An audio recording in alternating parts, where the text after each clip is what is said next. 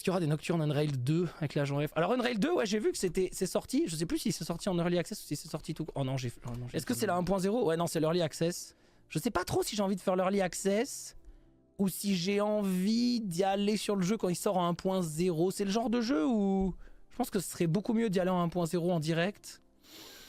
Donc je sais pas trop, j'hésite. J'en ai marre des Early Access à l'aide. Ouais, après il faut bien comprendre que même les développeurs ils en ont marre de l'Early Access, hein. Tu sais, c'est quelque chose souvent que tu fais parce que t'es obligé d'un point de vue finance par rapport à ton studio ou par rapport aux survies de l'équipe, etc. Donc comme Hades est mieux en 1.0. Ouais, après Hades, voilà, j'avais vraiment envie de le tester quand même, mais au bout d'un moment quand on est arrivé assez loin, on s'est dit bon bah là on retouchera plus qu'à la 1.0. C'est ce que j'ai fait et voilà. Plus ça va, moins je fais d'Early Access quitte à acheter le jeu en Early et pas y jouer direct. Ouais, je comprends, hein. Ah mais je comprends totalement. De toute façon, moi, si j'étais pas streamer, je pense que j'attendrais toujours les 1.0. Mais comme on est en live, qu'il y a le côté, le jeu vient de sortir, les gens nous en parlent, les gens veulent qu'on teste. Il y a aussi un côté où nous, on aime bien tester dès que ça arrive. Et typiquement Hades 2, si j'étais pas streamer, j'aurais jamais joué en Early Access. Mais là, c'est plus le truc de... comme tu es avec une communauté en ligne qui en parle, qui limite spoil, qui veut aller sur le truc à fond, bah c'est dommage quoi. Le CEO d'Amplitude Studio disait chez Canard PC largement préféré les Early Access. Non mais les Early Access, ça a des côtés très positifs pour les studios. Ça fait de la rentrée d'argent, ça fait une sorte de bêta ouverte, ça permet d'avoir des ajustements et d'écouter la communauté. Et ça c'est le côté positif pour les joueurs aussi. C'est qu'en fait un jeu 1.0 qui a eu une longue Early Access, il sera forcément meilleur que sa sortie d'Early Access puisqu'il y aura eu des retours communauté en plus de ce que voulaient faire les développeurs, donc c'est pas toujours mauvais, hein. Le problème c'est les Early Access qui abusent et bien sûr il y en a plein, mais voilà, BG3 est un bon exemple. Ouais, tout à fait. Bah BG3 c'est marrant parce que chaque fois qu'on parle d'Early Access maintenant, les gens ils parlent de BG3 parce que je pense que c'est le triple A qui a eu l'Early Access la plus... qui a servi le plus, on va dire, qui a servi le plus, mais il n'y a pas que lui, hein. Il y en a vraiment énormément. Et d'ailleurs, il y a une règle sur Steam maintenant qui n'existait pas avant.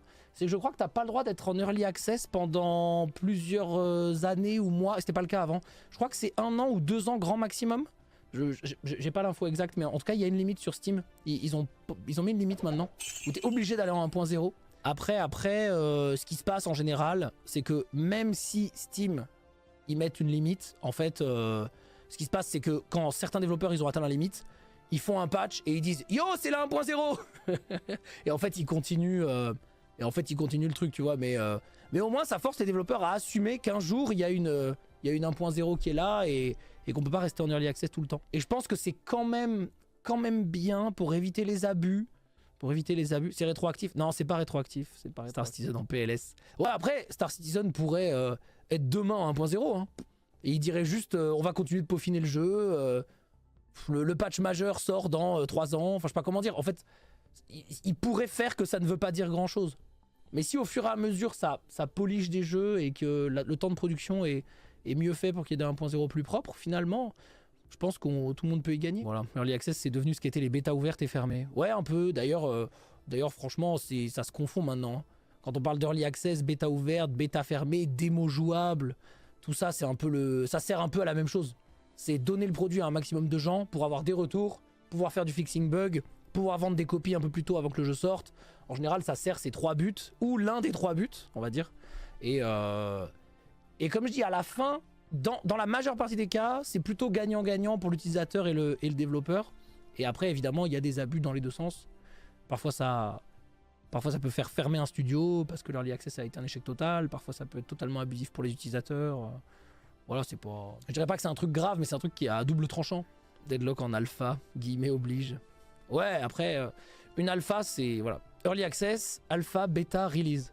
En général, moi, je dirais plutôt alpha, bêta, puis Early Access et release. Normalement, parce qu'une phase d'alpha et une phase de bêta, c'est censé être temporaire, alors qu'en Early Access, quand tu l'as lancé, selon moi, c'est un truc qui reste. Et tes serveurs, ils sont ouverts. Toi qui as des bagages dans le domaine jeux vidéo, une idée des avantages qu'a une bêta de type Deadlock. Les joueurs ayant un accès peuvent profiter autant d'accès qu'ils veulent à leurs potes. De toute façon, globalement, faire une bêta dans laquelle les gens peuvent se donner des clés, ça crée une sorte de côté un peu premium sans l'avoir, tu vois, en termes marketing. Mais et ne pas avoir une bêta open, ça permet peut-être d'éviter le côté botting ou j'en sais rien, tu vois. Franchement, j'ai pas trop d'idée de à quoi ça sert, mais mais ça permet de faire des vagues au fur et à mesure. Alors que si tu fais une open, t'as un peu tendance à surcharger tes serveurs hyper vite. Alors qu'en fait, 99% des gens vont être des curieux qui vont pas forcément rester. Et donc le 1% qui serait susceptible de rester, ils vont jouer sur le fait que tes serveurs ils sont down quand t'as ouvert le jeu. Alors qu'en fait, bah, c'était des curieux, donc tu vois ce que je veux dire. L'open beta, c'est souvent très risqué. Moi, je trouve que ce qui est malin, c'est quand les open beta, les gens, ils appellent ça des stress tests. En fait, quand des développeurs veulent faire des open beta aujourd'hui, ils disent bah on va faire un stress test ce week-end juste pour tester la charge. Et en fait, quand ça se passe comme ça en termes de communication, ça reste une open beta. Mais en fait, ils l'appellent pas comme ça. Ils disent pas venez tester le jeu. Ils disent les gars, ça va planter, mais vas-y, on est là. Et quand tu communiques comme ça, bah en fait, c'est les joueurs, ils assument, tu vois, ils lancent le jeu, ils sont en mode bon, normalement ça marche pas, mais vas-y, peut-être je teste. Et si ça marche, il y a une bonne surprise. Alors que quand tu dis ce week-end c'est open beta, tout le monde va pouvoir jouer, c'est gratuit, venez tester notre jeu, il est trop hype. Et en fait, le premier jour, tu lances, il y a une file d'attente, ou alors tout crash, ou alors pendant 24 heures, tout est planté et tout. Mais les gens, ils sont en mode, ça marche pas, c'est de la merde.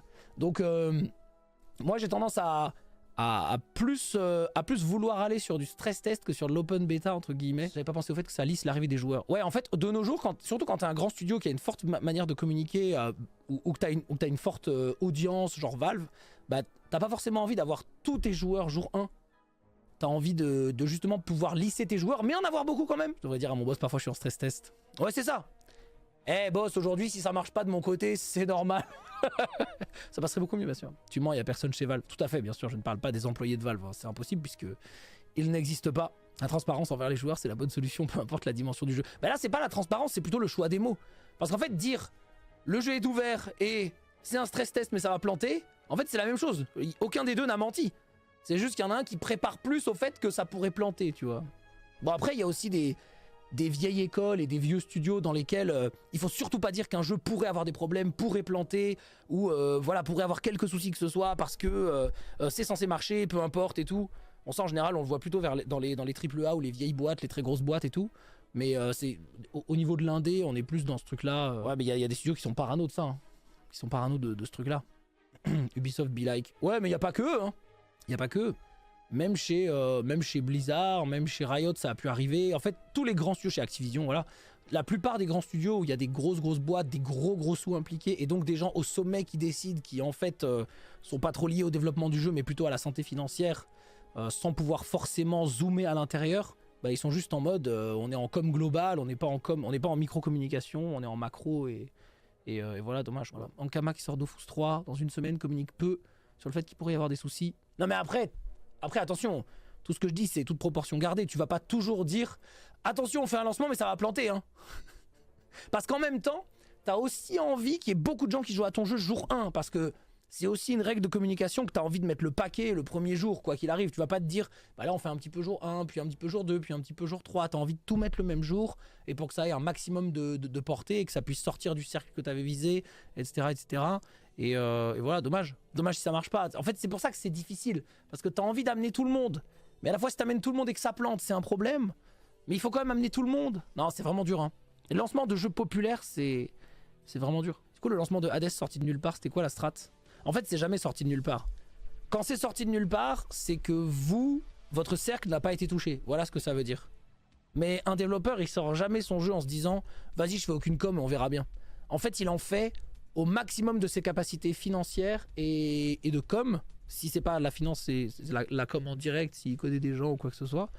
Et après c'est snowball ou pas, quoi. Apex Legends, lancement assez fou aussi. Alors Apex Legends, le lancement et la promotion du jeu étaient colossales. Par contre, c'était du jour au lendemain, mais le lendemain en question, c'était tous les youtubeurs et tous les streamers FPS sont sur le jeu parce qu'ils ont été payés pour y jouer.